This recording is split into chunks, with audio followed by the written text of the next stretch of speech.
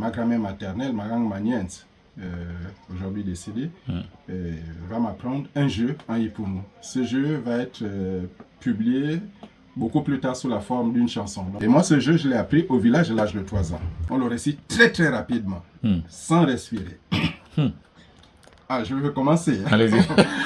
Koko koko ndinga ndinga ndinga mamba mamba mama fuata fuata fuata kamuti kamti kamti bwanga bwang bwang builembi lembi lembi nsambi nsambi nsambi apungu pungu pumaremba maremba reme jani jani jani ntiru ntiru ntiru baki dubaki ya teta duba ya teta dubaki Ya teta. dubaki Ya teta.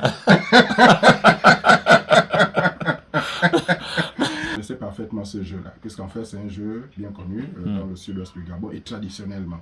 Et donc, eux tous étaient étonnés de ce que, en fait, ils n'avaient jamais fait attention à son niveau de cohérence. Wow. Donc, ça veut dire que j'étais le premier, justement, à le réceptionner de façon critique comme ça, critique du grec krinen, analyser, juger, donc dans un travail scientifique de niveau universitaire. Maintenant, le hasard a voulu que, à l'époque, j'étais au centre culturel américain, et il y a eu, où est-ce que j'ai déposé, ils sont là, voilà. Donc, au centre culturel américain, il y avait eu vente d'ouvrages, un vernissage, et j'ai acheté cet ouvrage. Ici, nous sommes vraiment au laboratoire, hein, parce Oui. qu'il y a... Donc, j'ai acheté cet ouvrage-ci, en français, en anglais, The Physicist, voilà, The History of a Scientific Community in Modern America. Donc, dans la traduction française, les physiciens, histoire de la profession qui a changé le monde, c'est de Daniel J. Kevles, donc un historien américain de la physique. Or, il se trouve qu'en lisant justement ce livre, grande a été ma surprise de trouver que le physicien américain, l'historien de la physique, parlait d'un physicien américain qui s'appelait, le meilleur physicien des années 20, s'appelait le docteur Millikan. Et le docteur Millikan, parmi ses hypothèses, c'est vrai qu'il a abandonné et fini par abandonner, il y avait une hypothèse qui ressemblait en tout point à ce jeu pour nous. Et donc j'ai été un peu surpris, je me suis dit, mais tiens, il faut que je revienne donc à ce jeu pour nous pour en faire une traduction littérale. Voilà, et lorsque on fait la traduction littérale, le jeu décrit clairement l'explosion d'une grosse bombe atomique, avec tous les éléments de détail. Wow. Oui. Intéressant. Avec tous les éléments de détail. Maintenant, je suis allé plus loin avec le temps en essayant d'explorer le jeu. Je me suis rendu compte que, mais finalement, en fait, c'était un abrégé de physique générale unificatrice. Et donc, dans ce jeu-là, on peut extraire l'équation que l'on prêtait à Einstein jusque-là, E égale mc carré. Donc, en fait, quand on dit E égale mc carré, E, c'est l'énergie. OK? On n'a même pas, voilà, je crois qu'on peut faire ici. OK. E égale, parfois on dit mc2. Voilà. E, c'est l'énergie. Comment fait-on? E égale mc carré. La question, c'est comment fait-on pour obtenir de l'énergie, énergie destructrice? On prend une masse, la masse, donc, en fait, un corps, le corps a une masse. Et puis, C, c'est la vitesse.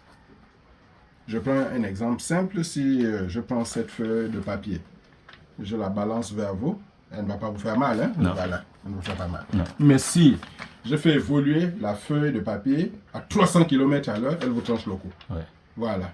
Donc, c'est-à-dire que lorsque nous prenons un corps, on le fait évoluer à la vitesse absolue. Quand on dit absolue, en langage philosophique, pour dire Dieu, on dit aussi l'absolu. On fait évoluer ce corps à la vitesse absolue, eh bien, on obtient des résultats catastrophiques en termes de destruction. Or, lorsque nous prenons le jeu, vous avez Ijani. Ijani, c'est la violence extrême. Ok. Ijani. Ijani. Ah oui, Ijani, c'est un méchant. Mais quand on prend ça au niveau conceptuel, c'est simplement la violence extrême destructrice. Or, on dit Ijani Ntio. Donc, ça veut dire que cette violence-là est sécrétée dans un corps. Ntsilubaki. Et cette violence-là, justement, est due davantage au souffle lorsqu'il est libéré. Le baki attire, c'est pour ça qu'il ne faut pas toucher à ce souffle-là. Alors, donc, finalement, la question que je vais d'abord la poser en Ipunu.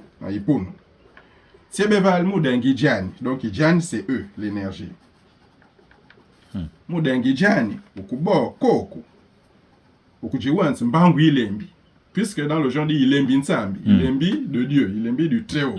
Voilà, ça veut dire simplement, Ilembi, c'est la vitesse. Nsambi, vitesse absolue. Le jeu le dit très clairement.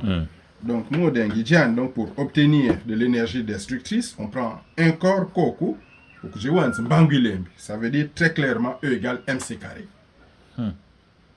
Alors que nous sommes à Ipon. My God. My God. Ça, c'est... Là, quand les gens des bouddhistes et autres qui parlent d'initiation, là, ça, c'est l'initiation. C'est-à-dire pour comprendre le mystère dans lequel, à partir de la bombe atomique, nous arrivons à faire ressortir son origine. Voilà, la véritable origine. Avec les éléments mathématiques, ça c'est intéressant. Physico-mathématiques. Voilà. Et maintenant, dans le même jeu, finalement, j'ai réussi à dégager ce qu'on appelle la théorie de la relativité restreinte et la théorie de la relativité générale. On va le reprendre. On dit Koko. Koko, c'est l'élément de percussion. Kokunding. Kokunding, donc, c'est la première vitesse. Nding mam, l'eau s'écoule, deuxième vitesse. Mama fouate, troisième vitesse. Maintenant, vers la fin, on dit il est binsam. Il est binsam, c'est la quatrième vitesse. Donc, ça veut dire qu'on a V1, V2, V3, V4. Si on ramène ça à un facteur x carré, on va avoir V carré multiplié par V carré, ce qui va donner un total de V4. Maintenant, imaginez simplement la situation suivante. On a un revolver avec une balle. On tire vers le ciel. La balle va aller, elle va atteindre un pic à une vitesse qui est impressionnante, donc une vitesse absolue. Et la même balle, dès qu'elle atteint ce pic, elle redescend à la même vitesse. Donc on a V carré pour monter, V carré pour descendre. Mais or, quand on a tiré la balle, elle évolue, il n'y a pas d'obstacle, elle évolue dans le vide. Vous voyez? Et quand elle redescend aussi dans le vide. Mais V carré pour monter, V carré pour descendre. Ça montre que la vitesse de la lumière dans le vide est constante. Puisque tu as V carré pour monter, V carré pour descendre. Et justement, quand tu tires, il y a un élément de feu. Donc, on peut schématiser un peu l'idée de lumière. Voilà. Donc là aussi, on est toujours dans l'ordre de la physique scientifique, alors que nous sommes dans un texte, justement, qui est un texte de la langue Ipunu, les Punu étant un peuple localisé dans le sud-ouest du Gabon, mais aussi au sud de la République du Congo. Du moins, sous la dénomination Punu. Bon, mais on le retrouve en même temps aussi en Angola, en Zambie, sous le nom Chokwe Lukazi. Voilà. C'est où? Chokwe, c'est... En Zambie. En Zambie. Oui, Chokwe Lukazi, sans Lukazi, ok. Voilà, sans Zambie. Donc, en Angola, est-ce qu'on connaît... En Angola, on les appelle... le nom me reviendra tout de suite, là. Et par contre, en République du Congo, il y a le nom pour nous qui est conservé, mais il y a tous les autres noms. Mais en réalité, on verra dans mes travaux, j'ai fini par démontrer que pour nous, c'était un nom englobant, mais très très anciennement. On les retrouve aussi dans ce qu'on appelait au départ, à l'époque, je veux dire, le Zaïre, le bas Zaïre, qui est devenu le bas Congo, et aujourd'hui on l'appelle Congo central. Congo du centre, là, justement, on les retrouve là sous le nom de Yombe, Bayaka, etc. Bayaka. Voilà. Mais Bayombe aussi. Voilà. Et là, je vais un peu vous raconter une histoire assez amusante.